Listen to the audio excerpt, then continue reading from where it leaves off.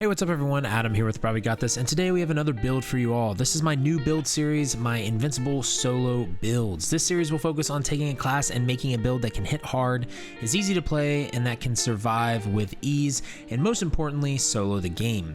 The best part about this build today is you don't even have to use a mythic item, and it is a very unique build. So welcome to my Invincible Solo Ranger Warden Build. Real quick, I just want to give a shout out to my patrons and my YouTube members. Thank you so much for the support. Thank you to everyone else as well. And you can check out my Twitch, twitch.tv/brahwegotthis. Tuesday through Friday, you can come watch me play live there. You can join our Discord, and you can check out our website at brahwegotthis.com, where all my builds will be updated there here in the next few weeks or so, but all that is in the description below. So in this build today, I'm going to try to set this up differently like I said in my other two solo builds, the Sorcerer and the Dragonite, and give you item loadouts that you can play not only at high CP levels, but item sets that you can go for at level 3, level 25, level 50, and beyond. That way you are guided through this build from level 3 and not just from CP 160 or CP 300 or CP 800. I think a lot of players don't know what to do in the beginning stages of builds, and so I want to try to alleviate that by giving you beginner setups to work towards and then have the full setup that will really make this build shine. So starting out for the race of this build, we are going to be using the Khajiit. The Khajiit is going to have some great passives for us. One of the biggest ones is Feline Ambush, which increases critical damage and critical healing by 12%. We're also going to get Lunar Blessings, which increases max magicka, health, and stamina, and Robustness, which gives us health, stamina, and magicka recovery, which is really nice as this race. You can use different races, but we are using a Bobo build with this Ranger build, so I just like that crit damage and crit healing because it was difficult to get heals on the other class that I tried using, which I'm getting into now. So the class we're using obviously is the Warden. The Warden provides some very nice passives and skills for this build, which we will get into here in a second. But what I first used with this build was actually a DK, and the problem is the DK had to kind of get close to heal in my opinion, and you would think like the DK utilizes poison damage really well, but it was just very awkward, and I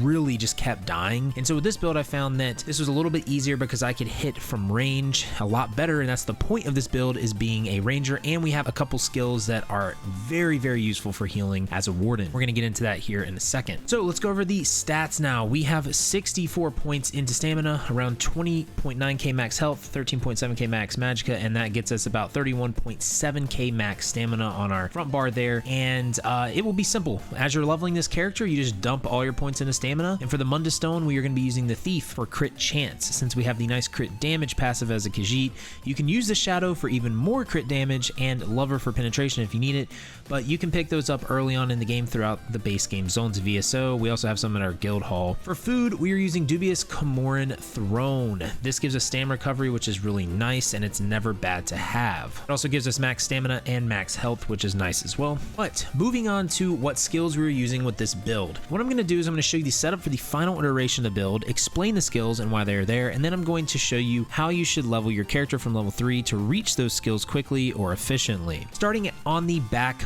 bar, we have Arrow Barrage, which is from the bow line. This is going to be an insane damage over time that you always want to have up. The next skill is the Bull Netch skill from the Animal Companion line. This is going to recover almost 5k stamina over 25 seconds, and the big thing is it's going to grant major brutality and sorcery, increasing your weapon and spell damage by 20%, which is insane. It also removes one negative effect every 5 seconds from you. Next skill is a MVP. This is Green Lotus. This is one of the biggest reasons why I switched to Warden. When you use this, your light attacks restore 1560 health, and your fully charged heavy attacks restore 4680 health for 20 seconds, which is ridiculous. It just helps you stay alive, which allows us to not have to use a mythic item. While this is active, you also gain Major Prophecy and Savagery, increasing your weapon and spell critical by 2629, which is even more amazing. The next skill is Razor Caltrops. Razor Caltrops is again in the PvP assault line.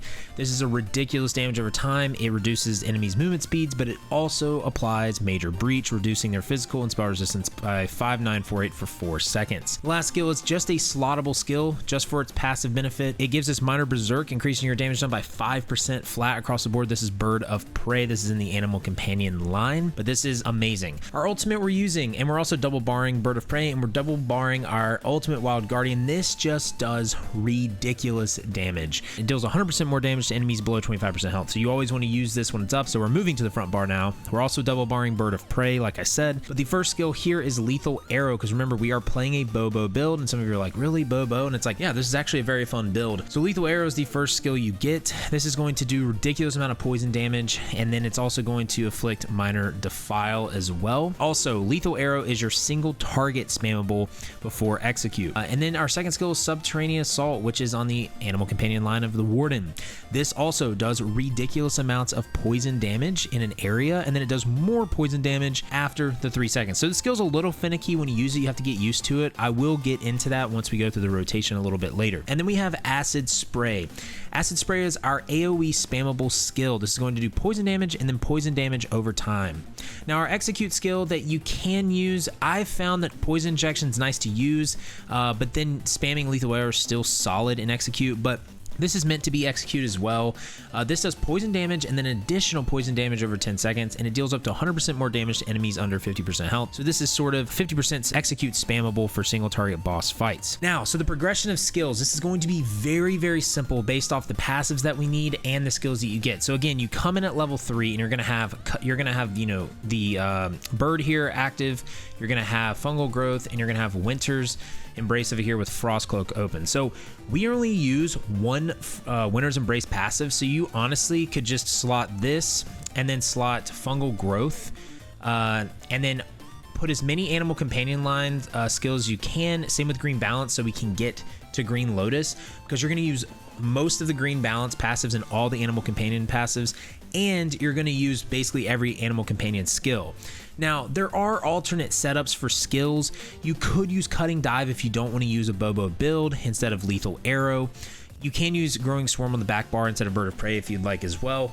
So you could use technically every single skill in this line if you don't want to go Bobo, but make sure to slot as many of these as you can to get all this leveled up. Same with green balance. And then as you're leveling, if it's you're going to be using Icy Aura passive, which I'll get into the passives here in a second. You can just slot a bunch of these once you have everything else leveled up just to get to the passive, and then you can take all those off your bar. Now for bow, obviously you're going to use 4 bow skills, so slot this immediately. You'll get this pretty soon, and then you can just get down to these skills here pretty quickly as well. And then for the Alliance War, again, I have a video in the description I'll put that takes 10 to 15 minutes to do the intro Cyrodiil quest. If you do that, you're going to get level 3 in the assault and support lines, and then all you need to do is just get caltrops by doing some battlegrounds or some Cyrodiil. It really won't take too long. Okay, let's go through the passives. Okay, they're pretty simple.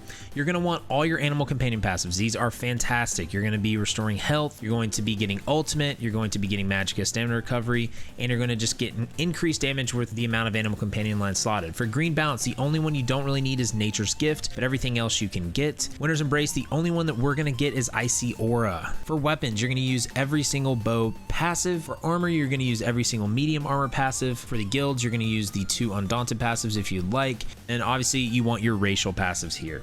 Now let's go into the item sets. Okay, there are multiple ways that you can do this again if you would like. What we're running is 5 pieces of Briarheart. Okay, we have yellow Briarheart. You don't need yellow, but 5 pieces with max stamina, enchants, and divines on all of them. What it does is it adds a bunch of crit chance, max stamina, and when you deal critical damage, you increase your weapon and spell damage by 450 for 10 seconds. While this effect is active, your critical strikes heal you for 258. This effect can occur once every 15 seconds. So again, this is a fantastic set that you can farm in the Overland of Rothgar.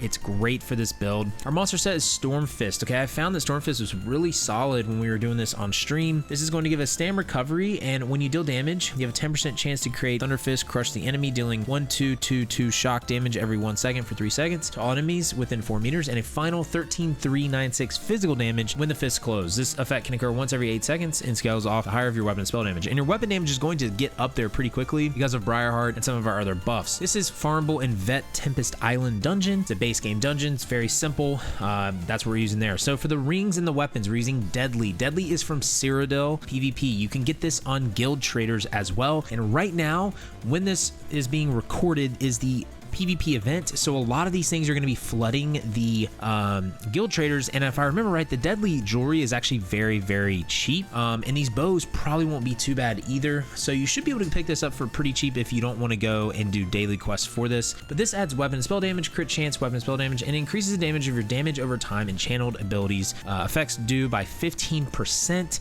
which is insane because if you think about it, we have a ton of damage over time effects in here. It's just absolutely ridiculous. And so that is a great set for this build. And we're using the deadly bow, 2 deadly bows. Now, the only reason I'm doing that is because I have a lot of damage over time effects on the back bar, and that's the only reason I'm doing that. You can switch this with an agility bow. The agility bow, it just is going to give you some stamina. And then you could use a maelstrom bow as well, but I'm not really doing that because, again, I'm trying to make it easier to obtain. Now, what I will say as well is that we are using crown lethal poisons, not the enchants. You can use other poisons as well, but you get a lot of these sometimes from crates and from daily rewards, and then you can just make your own poisons. It's pretty simple. This will be a solid damage over time when you do these. Now, some alternate setups for this is, again, if you're finding that you're dying a lot and you're not able to like really get the hang of the bow setup, you could change deadly out for Hexos Ward, which is farmable in the Deadlands Overland. This is going to give you good shields, so that's not bad either for this. If you're also finding out that you are just, say, not sustaining well, you shouldn't have any issues with it, but if you're not sustaining well, you could use the trial set Vicious Serpent from the Trials in Craglorn. This will help you reduce the cost of your stamina abilities and also give you Major Expedition and restore stamina for you, but you shouldn't have any issues with that. And then again, if you have to, again, this build is not made for the Ring of the Pale Order. The Ring of the Pale Order makes this even easier to play. So if you just cannot survive and you just don't find it that easy for you, switch out one of the rings for Ring of the Pale Order, and then I would run either like 4 pieces of Leviathan, or you could just do the Ring of the Pale Order and then use 5-piece Hexos Sword and then 1-piece Slime Crawl monster set instead of Stormfist.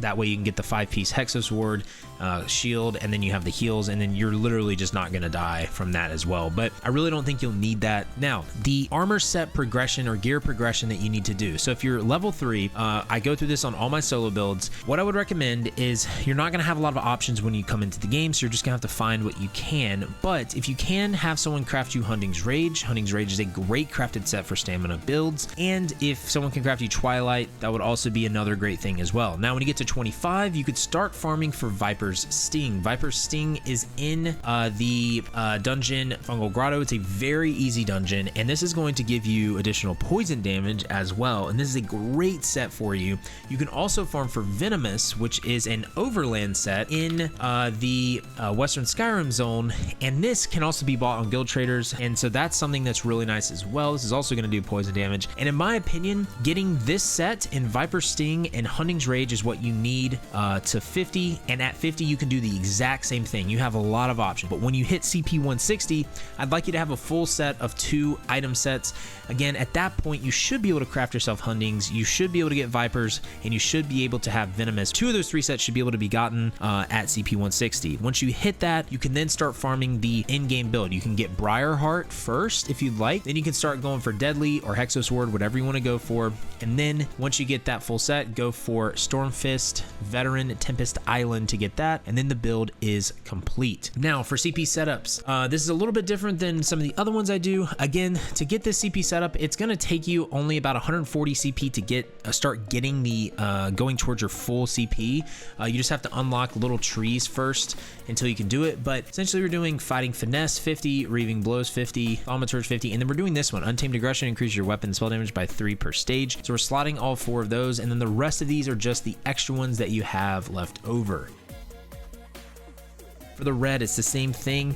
We're doing 50 in Rejuvenation, 50 into Survival Instincts, 50 into Bloody Renewal, and 50 into Sustained by Suffering. Even though our Netch is going to remove negative effects, I still don't think this is bad for us for solo play. So we're slotting all 4 of those, and the rest, again, is just used when you have extra CP.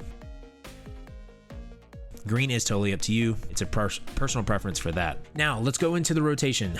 The rotation is something that is, again, not cut and dry because it is a solo build. So you're going to have to understand that it's going to be different in certain fights. You're gonna have to use different abilities, but this is the standard rotation that you can try to follow. So I try to keep this as simple as I can. Again, it's gonna take a little bit of a learning curve because playing Bobo is a little different, okay? Because you wanna try to keep your distance, and also you have a lot of ranged abilities, but it's a very interesting learning curve attached with this. But what you're gonna do is you're gonna pop your Netch first, your pre-buff stuff, your Lotus, your Green Lotus, and then you go Arrow Barrage, Caltrops, because it's easier to weave Caltrops in with Arrow Barrage instead of going Caltrops, Arrow Barrage. See how much slower that is? So again, Netch, Green Lotus, Barrage, Caltrops, switch bars. Then you're gonna go immediately into Assault, and then you just Lethal Arrow. Make sure you light attack in between every single one of those. And that is your spammable for single target boss affairs, okay? When that boss gets below 50%, you just do Poison Injection, spam. Now, again, you can do Lethal Arrow still if you'd like. Poison Injection, though, is meant to do below 50%, but that is the rotation for single target affairs, right? So you'll just go back, you'll reapply. So you do your Netch, your Green Lotus, Arrow, Caltrop, switch, and then obviously use your ultimate bear whenever it's up because it does a lot of damage. But if you're in an AoE setting, you're gonna spam Acid Spray, Acid Spray, Acid Spray, and you wanna make sure you're light attacking. Again, use your Subterranean Assault every time it's up. Now, something I wanna mention with Subterranean Assault, you'll see here, right, that when I use it, nothing happens right now, right? But then boom, after 3 seconds it hits, and then it hits one more time, boom. So it's something that is a little bit hard to get used to, but all you gotta do is just look, use it, and you'll see a 5-second cooldown, or countdown, I mean. So after that 5 seconds is up, boom, it hits again, and then you can use it again. I would always try to have that up because it does so much damage. So let's go over it one more time for you. So again, Netch, Lotus Flower, Barrage, Caltrops, Assault, and then for single target, you're using your Lethal Arrow, light attack, Lethal Arrow, light attack, Lethal Arrow. Okay, Assault's done, use it again, switch bars, reapply everything. But if you're in an AoE setting, you're just using Acid Spray, Acid Spray, Acid Spray, and then again Lethal Arrow. That is the rotation though. It's pretty simple for most fights. Again, it's going to be something that's going to take a little bit of a learning curve, I think, for some people, but once you get the hang of it, it's a very fun build. And we were hitting some insane numbers on some trash pools on stream, and the boss fights were going pretty smoothly as well. And again, you can always alter these builds to be non-solo if you would like. You can just move a few things around, and again, if you're using Ring the Pale Order, then you just need to take that off and everything as well. And so yeah, and if you need to find out more about the Warden as well, I've got an Ultimate Warden guide down in the description and in the cards up here as well, and I'll have all my other solo builds in the cards and down in the description as well. But I appreciate you guys watching. Thank you so much for being here. Yeah, so if you like these videos, make sure to like, subscribe, heavy attack that bell icon to stay up to date on all the content in the channel, and all the social links down in the description. But I'll see you guys next time. Remember to have faith, be great, and I'll see you on ESO.